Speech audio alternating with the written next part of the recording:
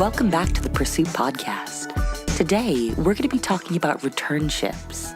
These are special programs designed to help folks who've taken a career break in tech get back into it.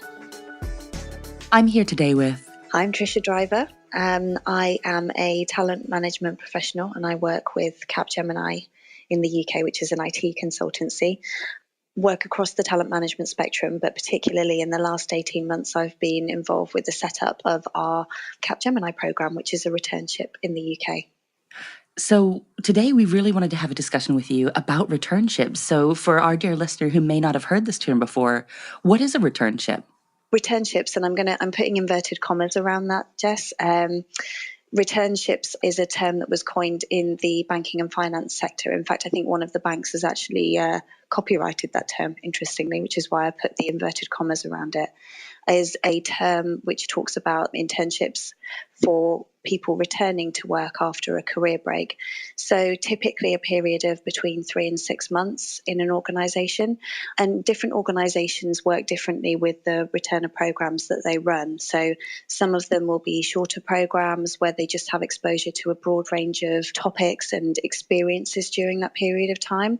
Some of them will be longer periods where that individual will be doing a role for that period of time, but with the added support and wraparound that means that they can get back up to speed quite quickly when they're in the organisation. So it sounds very much like a structured approach for folks who have left tech or taken a break from tech to get back in. Yeah, absolutely. Absolutely. And it's, we like to name things and we like to put a label on them, but I think the reality is that each organisation will be doing things slightly differently. And actually within the tech sector, it's a relatively new phenomenon. So when CapGemini launched our returner programme on International Women's Day 2017, we were one of only 3 organisations within the tech sector that were formally advertising with Tech UK. I think there's a lot more going on now, and there's certainly other organisations that are starting to look at this, because I think, as with CapGemini, a lot of organisations are realising that there is a massive talent pool out there that we're just missing an opportunity on at the moment. This is a really fantastic point. It's something that frustrates me personally when you hear companies say, oh, we can't find this talent, we can't find that talent, we can't find someone who does X. And when you look at folks who are either being undervalued in their current role or who've left the industry, who would probably love to come back, there's this amazing, as you said, untapped talent pool out there.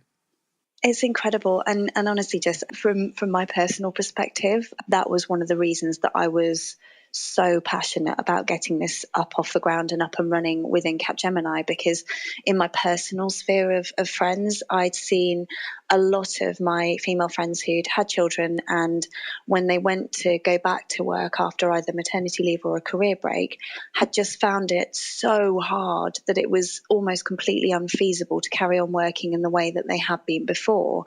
And I would say probably more fool those companies, because if I think about, one of my particular groups of friends who are in this situation, actually out of that group of people, none of them are working in the same way that they were before they had their children, but they've all gone on to be fantastically successful, setting up their own businesses and being entrepreneurial or working in completely different ways. And I've seen the passion and the dedication that those incredible women apply to what they do now. And I just think, what a shame for those organizations that they've missed out on that talent. And actually, before I started working on this, I just had this gut feeling that there was this untapped amazing pool of talent out there, and PwC very kindly did some research for me which really emphasized that point. So they launched a report a couple of years ago in November 2016, which basically confirms what you and I have just been talking about, which is that there is probably around 500,000 professional women who are currently economically inactive in the UK. And the stats that PwC have published would say that around 65% of those women want to get back into the workplace. So you think about the size of that talent pool, that's an incredible opportunity that organisations are just missing at the moment. And I think there's some kind of cultural barriers around that in terms of the organisational setup and the view that people take of gaps on CVs. And we really need to reframe our thinking, because as you're very, very aware, we have an enormous gap in the tech skills sector at the moment in the UK, and we need to be thinking much more broadly about the way we take on talent to plug that gap. And I think a lot of employers, when they're looking to address that gap, often look to hire juniors or look to hire Yeah. recently graduated students, youngins. Yeah. But with your returneeships at CapGemini, what kind of talent were you getting through? What kinds of profiles were you seeing? Do you know, I was astonished because we ran as a pilot last year. We opened up applications just for 3 weeks. We wanted to do a very small, very controlled pilot because we wanted to make sure that we protected the experience of these people coming through. Oh, that's fantastic to hear. Yeah, and the way that we wanted to do that was keep it really small so that we could really wrap our arms around these people, keep an eye on their experience as they went through, and then learn from that. So we tried to keep it small and manageable, and we opened applications for 3 weeks and had over 150 applications in that first Wow. 3 weeks, which I was just blown away by. And I thought, we've got 150 applications. That's great. That's fantastic. That's 3 weeks. We need to put a Yeah. stop on this because we need to keep this small and controlled. But then the second thing that blew me away was the first CV I opened was for someone with exactly the kind of skills that our hiring managers in our tech areas are saying, we can never find these people. Well, just saying that this program was open for 3 weeks and you had 150 applicants, Yeah. I imagine everyone listening who's ever been a hiring manager has just dropped whatever they were holding. Yeah, sorry about that, everybody. It was a huge surprise for me. I mean, I had a lot of hope going into this, and I'm very personally invested because this is something that I deeply care about. But the response for this just completely blew me away. And actually, if I look at the stats around the quality of those people coming through, typically in a recruitment process, you tend to filter people out quite rapidly as you go through a recruitment funnel pipeline.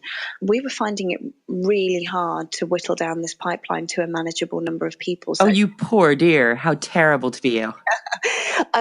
because the quality was so fantastic, and it was kind of surprise after surprise after surprise. And we ran a very kind of small, contained interview day for a handful of these people because, as I say, we were trying to keep it quite manageable in the first year of running it. And the response from the hiring managers who came in was incredible. I mean, we've had feedback from people saying, these people, this person that I've interviewed is the best candidate I have seen all year. And this is for a part of our business that hires an extraordinary number of people in a year. And that they said that this returner, that gives people listening, I guess, the perspective of just the level of quality that's out there. And I think it feels very much to me like if we're not doing this, we in the UK, we in businesses, we are missing an enormous trick here because there are some really talented people out there who are just being overlooked for whatever reason at the moment. And we need to make sure we get on board because otherwise we stand no chance of beating the skills gap challenge we have. To give us an idea of who you were hiring in this process, was it largely developers or architects or security folks? Who were you sort of looking to go talk to? So we kept it really broad, and we just said, because you don't know what you don't know in this situation. So we threw our net out and just said, look, these are the type of folk we normally take on. If you feel like you've got skills that meet any of these criteria. So the type of people that we initially opened out to were people with software engineering backgrounds. Cybersecurity is obviously really hot across all industries in the UK at the moment. We were looking for project managers. We were looking for consultants. So really the broadest talent landscape possible. And actually we were really surprised by the number of people, the sheer volume of people who were out there. And I don't know if there are women listening who are on a career break at the moment and who have these technical skills. You don't know how valuable you are to organizations because we are desperate for people like you. And with the advent of organizations like Makers Academy, who can re-upskill people, and even the in-house learning and development functions, we took on a software engineer within CapGemini as part of our returner program. And she'd had a really significant career break. And we used all of our in-house solutions to bring her back up to speed. And she is doing fantastically well. This sounds incredibly exciting. So this is really fantastic. You said, hey, potentially if we've got a listener who's taking a break and might want to come in. And this is a really interesting point to engage on. What would you say if you're speaking directly to our dear listener who's taking a bit of a break or been out of the industry for a little while? How would you recommend they start looking for or start engaging with these returnship programs? So the advice that I would have, if there are people listening who are out of tech on a career break and want to get back in, is firstly, you are definitely still able to get back into a career. Actually, career breaks don't matter as much anymore. You need to be aware that you're tapping into the right organization, though. I would say a great place to start is with an organization called Women Returners. We've worked with them at CapGemini. They advertise a lot of different returnship programs on their website, so you'll be able to see a lot of the spectrum that's out there. Tech UK have also got a returners hub as well. So those are two good places to go and start in terms of your search. But I would say just have that belief in yourself. You've done this before. Your career break does not negate any of your previous experience, and you will get back up to speed much quicker than you have done or than you think you will do. My second tip, I guess, is to just start thinking about what are your experiences that you've had before, and how can you kind of get yourself brushed back up. I know I was talking to one of my lovely colleagues yesterday, and he's a software engineer, and he said, do you know what, we're talking about this returner stuff? Actually, technology moves so fast now. He said we can have people on a project and they come off the project focusing on one specific thing that they've been on for 6 months to a year, and actually they need to go and brush up on all the things that they haven't been using for that year. So even for people who are working, the technology moves so fast that if you're not focusing on it all the time, every day, you will need to brush up. So that's much more accepted now, and there are lots of tools that you can use to get yourself brushed back up again, and lots of free tools that you can use as a private individual as well. So take some time just brushing up on your skills. One of the great things that we saw with a couple of our returners was that whilst they had taken a career break formally from working for corporations, they hadn't just stopped using the skills that they'd built up during their careers previously.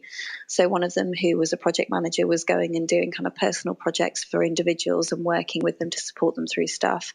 One of them, who'd been a software engineer for the whole of her career, had gone and taught software engineering skills at school, so kind of teaching coding to kids. And I think just think about the things that you've done during your career break that are actually really relevant, because I think one of the tendencies that people have when they've had a career break, certainly from the conversations I've had with individuals, is to really downplay the experience that they've had during that break. And actually, a lot of that stuff is incredibly valuable to employers going forwards as well. So the first thing, believe in yourselves. You absolutely are still desirable to employers. The second thing is, don't discount the experience that you've had, but also think really carefully about where you want to go back to and what you want to do. I do think it's really important to find the right organisation to go back to. So that's a really interesting point. When you talk about the right organization, what kinds of things do you think that returners should be looking for in programs or in companies that they're looking to join? I think that it's a great question, Jess, and I think it's a really personal one to each individual. And I would actually say that's the same for anybody who's looking for a role, regardless of whether they're a returner or not. One of the things that I always advise people to do who are looking for either a new career or a changing career, or just starting out in the jobs market, is to think really carefully about what's important to them. And I always say you should create your wish list and put everything on that wish list that you want. But you're probably going to need to prioritize that list and think about, okay, what are my top 3 things that I absolutely will not compromise on? And what are the things that I'd be prepared to let go as long as I had those top 3 things? And I think it's really important to have that clarity in your mind about what are the things that are non-negotiable for you before you go into that process, because that will make the decision-making process about where you apply much easier. We've been talking very specifically to a potential returner, which I think is very exciting. But now I want you to gloat a little bit. You got a little bit of that in the beginning where you're like, well, we opened these roles, we had it sounded like you had mid-range and senior folks coming in from cybersecurity? Yeah, we had. I mean, I honestly, I know I said this earlier on in the conversation, Jess, but we were just really blown away by the range of skills of people that we had, but also the quality of those people. And I think when you're talking about things like cybersecurity and software engineering and all of the things that we typically talk about as really hard to fill roles, and everybody is lamenting over how difficult it is to find this talent, it's out there. And with the right proposition and the right effort and support, organizations can tap into that talent pool. So let's speak directly to the hiring managers who are listening, or the startup founders, or someone who's about to start a project who wants to make sure they've got a really great pool of talent to start with.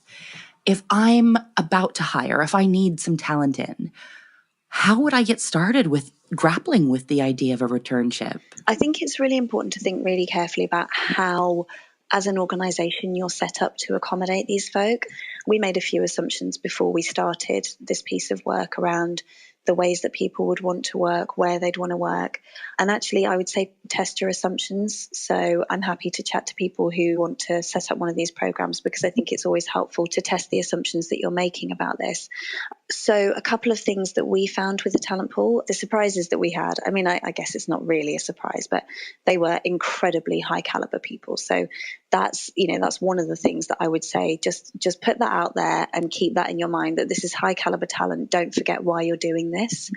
I think in terms of the things that they need to think about from a structural perspective, what we found with our pool of returners was that where we'd made an assumption that, probably quite a lot of these people would have had a career break due to maybe family responsibilities and would therefore want to come back part-time. Actually, what we found was that part-time working, even for those people who come back after a family career break, was less important than the location of the roles. So we found that people were more interested in roles where they could be geographically contained, so not having to travel all over the country, than they were in part-time roles. And actually, we had a different talent pool to the one we thought we would. So we had career breakers, not only who'd come back from career breaks after children and family responsibilities, but who'd taken breaks for other reasons. So, for example, elder relative care or just other personal reasons. So I think the talent pool is different to what you think, but I think that's a good thing, because I'm a big believer that life would be very boring if we were all the same. So I think actually that diversity of talent pool is important. So for the employers, I would say think about what are your cultural and your logistical limitations that you would need to put on these people, and be really transparent about that up front. Because as long as you're honest with your pool of returners, they will select themselves in and out, because these are smart people who are thinking about what's important to them. So this sounds like very, very good general guidance. Listen to what people are like, listen to what your talent pool is telling you they need. And one lesson that you all seem to have learned that worked really well is opening it up and being really wide about it. Yeah. So smaller organizations, when they're first looking to hire, might want to start by just saying, we're looking for returners across these talent bands. And I think keeping it broad, because for one reason, terminology changes. We're working in the tech sector and things move really quickly. I know in an organization like CapGemini, I think the different parts of our company have had different names in the time that I've worked there. So actually, if people have had a career break, we want to make sure that we keep the terminology really broad so that they can actually say, oh yeah, that relates to what I was doing before. But also just to give yourself the best chance of success in that area. One of the things that I always say to hiring managers, regardless of whether they're thinking specifically about returners or just hiring more broadly, is most hiring managers, the tendency is for us to go, okay, well, I know what I want and I have my enormous shopping list of the things that I'm looking for. So I'm just going to put all of that stuff on the job ad. And actually, what I would always encourage any hiring manager to do is to take it back to, right, what are my absolute essentials? What are the things that a person could not function in this role without?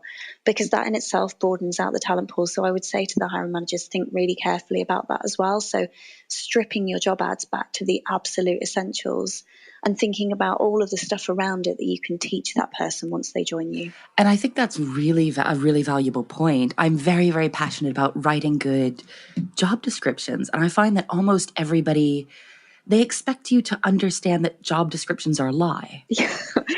So you'll get one and they'll have 17 bullet points, but really all they care, we want you to be able to do this and that and the other thing and an expert in this. But really at the end of the day, they just want you to be a competent JavaScript developer. I think you're absolutely right. It's kind of, creating a great job ad is a bit of an art form, really. It's not a shopping list. It's not a copy and paste of a wish list or a job description or what the last guy who did that job did. It's important. It's something different. It's taking it back and actually spending some time and effort thinking about it, because that investment up front gives you enormous benefits when it comes to the talent pool that you're looking at. And I know you're probably really aware of this stat, Jess, but I don't know if our listeners are, and I think it's probably well worth them knowing about this as well, that there's been some research done which says that female candidates will look at a job ad and will rule themselves out of that job if they don't meet all of the criteria on there. Whereas a male applicant, and this is on average, we're obviously talking about averages, will opt themselves into a job if they meet 50% of the criteria. So I think this comes from some research that HP did about their internal Yeah. promotions and people who had put themselves forward. And it's really, really fantastic study. And to me, it was kind of a light bulb switching on. And diversity in tech is obviously an enormously important topic to a lot of businesses at the moment. We know that the IT sector is so heavily male dominated, but it's kind of accepted as oh, well, that's just the way it is. And actually it doesn't have to be like that. So I think if we can start taking some small steps like this makes a big difference. So when we're talking to our hiring managers, we will always say, look, you need to think about stripping out, because if people are going to be ruling themselves out of a job ad, you want them to be ruling themselves out on a must have, rather than one of the 83 other things that are on the list that are just a nice to have. If you don't actually need it, never write it down. Exactly. The other thing that I would say about job ads is just, especially for the returners, think about the language you're using. I see it so often, and I have friends working across a number of different sectors, and they'll show me these job ads for their organizations that just make a little piece of me die inside, because you see all these things about, driving and achieving and winning, and it's kind of testosterone on a sheet of paper. And I'm really proud of the work that CapGemini have done around, we really sense check our job ads and say, is this the right way that we want to phrase this? Is the most appropriate language that we should be using here? Because actually everything that we do within Cap, and actually a lot of other tech organizations, is focused around our clients.